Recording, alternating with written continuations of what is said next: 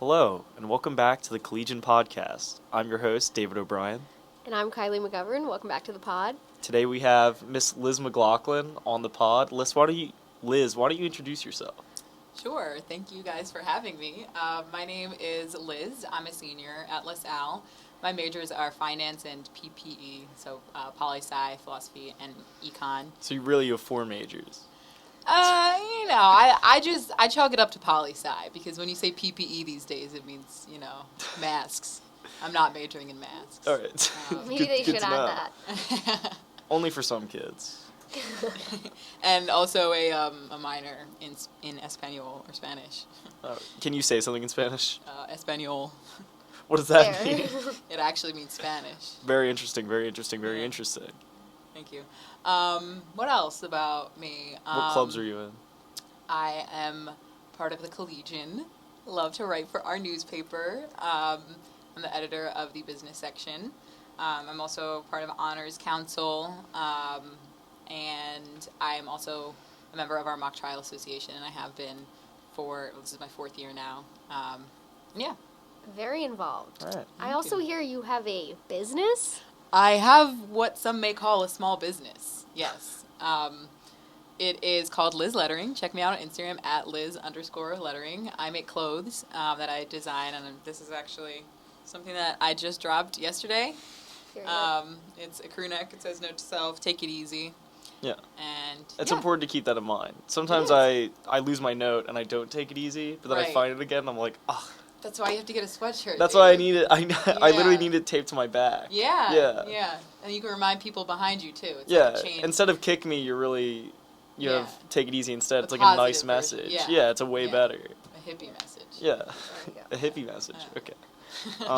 So I hear your capstone is also very interesting and also clothing related. Yes, it is. Thank you. So my capstone is on fast fashion from a Buddhist perspective. Oh, wow. Because I'm really interested in fashion, but also over the pandemic, I got really into Buddhism as a way to cope. And I noticed that the two have very antithetical values and ideals. And I also worked at Fashion Week over the summer, and it was the most spiritually, mentally, physically draining thing. And I came back and I, meditated on it a little bit. And I thought it'd be cool to kind of introduce 2 very opposite concepts in one paper, because I feel like if you look at it from a positive perspective, then maybe we could, make some change. So that's my ultimate goal with the capstone, is to continue research later on in life about how to change the fashion industry for the better. So before we continue on about the fashion industry, you've piqued my interest. So what about Buddhism do you focus on? What do you find interesting? Not even in your paper, but in your own personal life. So what initially attracted me to Buddhism was meditation. Because it was something that I'd always heard throughout my life, but it wasn't until I actually sat down and started to practice myself that I realized that the true benefit that it has. I feel like especially in 2021, it's really easy for us to feel overwhelmed, especially when you consider how much of what we do is online. So that's why the pandemic really catalyzed my involvement with Buddhism, because I felt way too overwhelmed at any given point in time. And I'm also very anti the internet at times. I certainly agree with you. Yeah. Yeah, we've had conversations. We have. Ted. About a few characters who maybe even more than anti-internet. Yes. Anti every aspect of technology. Yeah. I'm slowly getting there more and more. Except for the podcast. No, the podcast that can is stay. Great. Everything else has to go. The podcast is great. The only form of media is the podcast. That's it. From It's now just on. this. Yeah. No, it's definitely I like listening to podcasts because it's a way more human way of consuming entertainment instead of just reading a post or a tweet or whatever. I like to be able to hear, and I know other people do as well. So really great what you guys are doing here. Oh, for sure. Thank you, You're Liz. welcome. So this is actually why we had you, so you would just compliment us. You can go. But no, I think that's really interesting how Buddhism originally piqued your interest as a way of meditation and kind of relaxing more. As a certain type of meditation you engage in?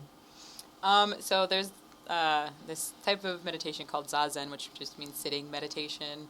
And it's exactly what it sounds like. You just sit and you meditate, and you can do it however long you want to. I've really not been able to do it in super long stretches of time yet. I find it's most beneficial when I halfway throughout my day just take remove myself from my daily tasks and take 10 to 15 minutes.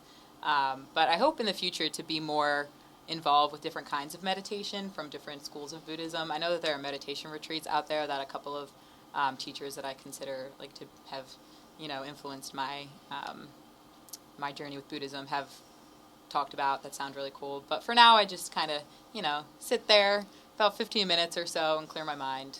It's really beneficial. Have you ever spoken to Dr. Regan about any of this? I have not, but I have her next semester for Buddhism, so I'm looking forward to it. I'll see you there. Oh my god, you're in that class? Yeah, I'm in that class too. That's yeah, so exciting. so we're going to have that together. Yeah.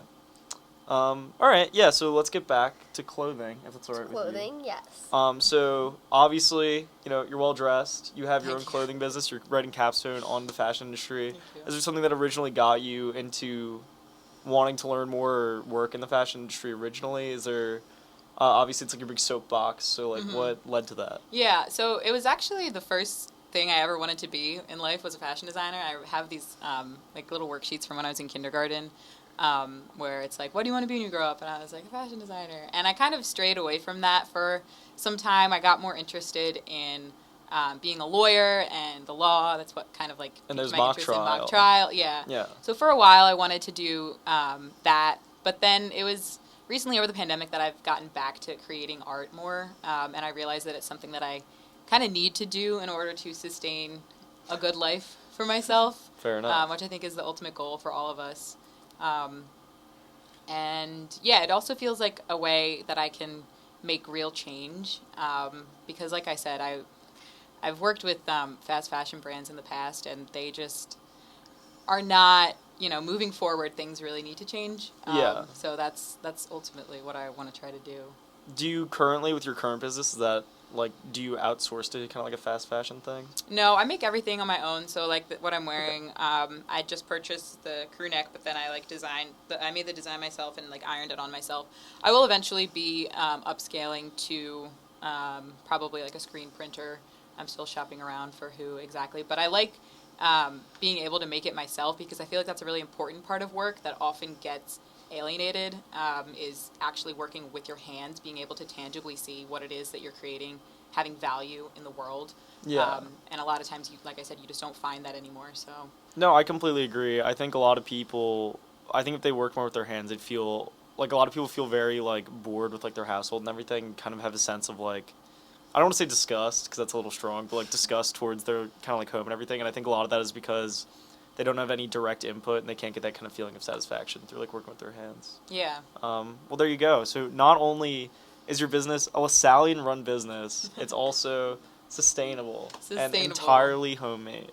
That's so full circle that, like, you were in kindergarten, like, beginning your education and wanting to be a fashion designer, and now you're, like, rounding it out, like, with the same type of thing, and, like, you're wearing something you designed yourself. Like, that's very inspiring. So nice. Thank you. When you put it like that, it's kind of bittersweet because a lot of what I've been drawing just in my sketchbook lately, and that's where all my designs come from. Like, I realize that I can't just sit down and be like, okay, what am I going to design to put on a sweatshirt to then sell that people will buy? Like, I just instead do it more organically of just like whatever it is that I've been kind of like drawing recently, and a lot has been inspired by like childhood things. Like I have blocks on this sweatshirt, or So you don't sit behind a giant desk with like a huge cigar and be like, nah! Put her Like feet you're up. not doing that a lot? Not anymore, no. Oh, not anymore. Not Oh, anymore. okay. You switched your business model. Yeah. Fair enough. Fair enough. What products are you selling right now? So I'm selling this crew neck, and I'm also selling the same design but on a t-shirt.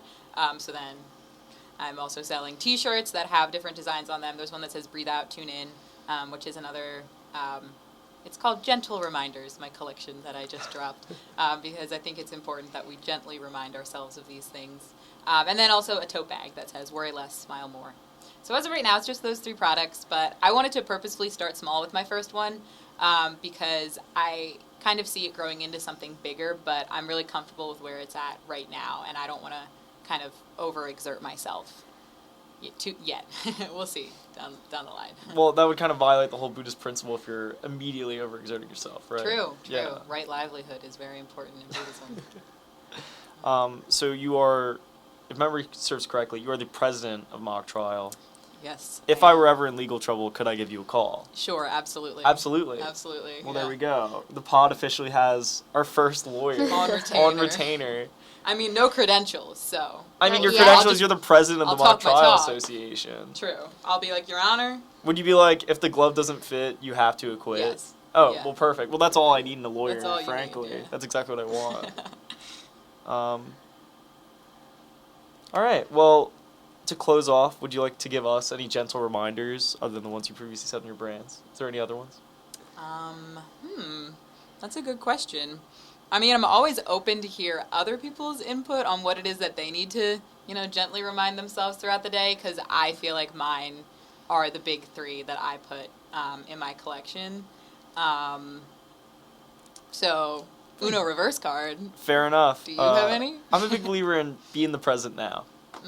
That's, oh my god, now that you say that, that's actually like the second or third page in one of my sketchbooks. It's like, those pins, those red pins that like on Google Yes. Maps? Yeah. And in the middle it says, "Be here now." That's fun. That's a good design. Thank you. I'm sure we can hopefully look forward to seeing that in the future. We shall see. We shall see. Time will tell. All right, Liz. Well, thank you so much. Yes. And as always, if there's any question, comments, or connections, feel free to email o'briend10@lasalle.edu. And McGovernK8@lasalle.edu. yeah, thank you so much. Thank you, guys Liz. for having me. Yes. Always happy to. My pleasure.